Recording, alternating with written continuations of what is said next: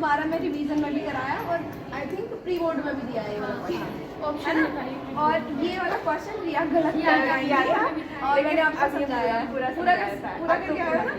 ये वाला क्वेश्चन अभी मैंने प्री बोर्ड में जस्ट दिया है, फोर्थ पार्ट वाला। 2 मेथड से हो सकता है ना, एक तो सेक्शन फार्मूला वाला और एक मिड पॉइंट, दोनों से हो जाएगा। मिडिल करके भी ठीक था वो, और 4 पार्ट्स में मिडिल वाले से डिस्टेंस फार्मूले से भी मिडिल वाले से सॉर्ट होता है, मिडिल से सॉर्ट होता है। और ये वाला क्वेश्चन भी आपकी एक्सरसाइज लास्ट एक्सरसाइज का पहले क्वेश्चन का पार्ट है, फोर्थ पार्ट है। एग्जाम्पल है ना, कौन सा?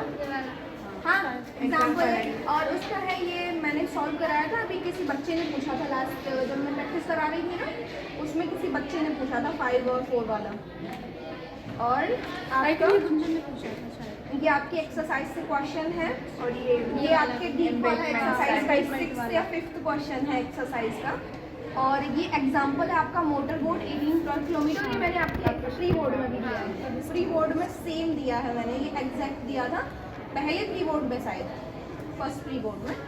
और ये वाला मैंने आपको कई बार करा दिया, बस यहाँ पे 4Q+1 चेंज करके दे दिया। वहाँ पे 2Q की फॉर्म थी, वहाँ पे 2Q की फॉर्म थी, जो भी Q आता था वो B। किसने कराया ये क्वेश्चन? और ये वाला क्वेश्चन कितनी बारी कराया मैंने, सेम नंबर्स चेंज कर दिए इसके, लेकिन एग्जाम्पल्स में भी और क्वेश्चंस में भी सेम था। और ये क्या दिया इसमें, नीड फाइंड करने के लिए दिया, बहुत सिंपल क्वेश्चन है, डायरेक्ट। और आपका कंटिन्यूअस ग्रुप दे रखा है क्लास इंटरवल में, लेकिन H सेम नहीं है। H सेम नहीं है, तो आपको ये सेम करना था ना। ये क्वेश्चन आया था आपके एक्सरसाइज के एग्जाम्पल में, एक क्वेश्चन था जिसमें आपने पूछा था उस टाइम पे कि H सेम नहीं है, तो मैम हम फर्स्ट टाइम तो वो डिफिकल्टी वाले रूल से भी हो जाएगा ब्रेक करके। अगर आप डायरेक्टली करते तो भी डायरेक्ट मेथड से हो जाता उसमें, बस आपको ये चेंज करना पड़ता क्लास इंटरवल, ठीक है ना, कि जो कि सेम नहीं है यहाँ पे डिस्टेंस H की वैल्यू। ये वाला तो सेम है ना, find the mode of the data. इसमें दूसरे क्वेश्चन है, और मोड का क्वेश्चन मैंने बोला था कि 2 नंबर से ज़्यादा नहीं आएगा। लास्ट टाइम तो मोड सबसे सिंपल होता है, बड़ा number greater than and less than वाले को F1 F2 मान के सॉल्व हो जाता है। और cos A - B की वैल्यू √3/2 एक्सरसाइज को क्वेश्चन है ये सेकंड क्वेश्चन है एक्सरसाइज। हाँ एक्सरसाइज का सेकंड नंबर तो मुझे अभी ध्यान नहीं है, लेकिन क्वेश्चन सेकंड 3/2।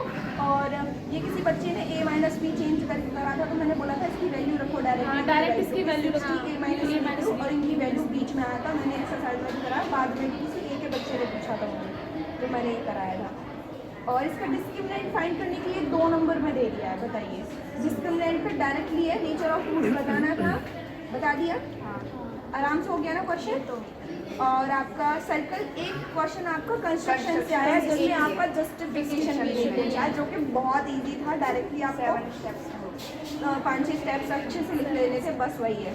और इधर क्वेश्चन है आपका, ये इसमें रेशियो पूछ लिया, 7 दे दिया है सेंटीमीटर। तो जब अगर सर्कल का हाफ डायामीटर हो जाए दूसरे सर्कल का, तो वह 1:4 का तो कटेगा। जैसे कि स्क्वायर वाला क्वेश्चन कराया था मैंने, ऐसा ही एक स्क्वायर था, उसका छोटा वाला स्क्वायर लिया था उसने एग्जाम्पल में, कि अगर वो छोटा हो जाए तो 4 पार्ट में काटता है। जब मैं वॉल्यूम समझा रही थी आपको, उसमें भी बताया था कि 4 गुना हो जाता है जब वॉल्यूम वाला क्वेश्चन था।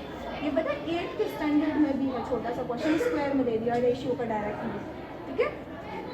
और आपका कौन सा है, the numerator of the fraction is 3 less than the denominator. Question कराए हैं मैंने ऐसे, सेम ये नहीं कराया, लेकिन इस जैसा क्वेश्चन कराया है, लेस देन में ऐड करके 2 वेरिएबल में। इसमें मैम एक वेरिएबल से ही हो जाएगा, दोनों से होता है, एक से भी होता है, दोनों से होता है, लेकिन आपका सिलेबस में दोनों था, तो आप बाहर बैठे थे तब मैंने आपको बताया था कि दोनों से करना है, ठीक है ना।